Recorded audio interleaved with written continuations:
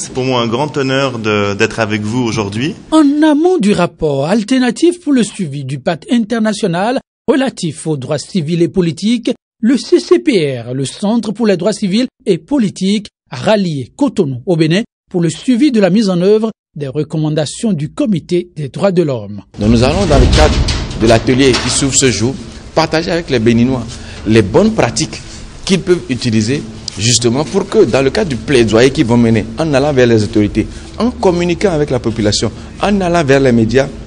quelles sont les bonnes pratiques que nous avons observées dans les autres pays et qui peuvent être domestiquées afin qu'au final,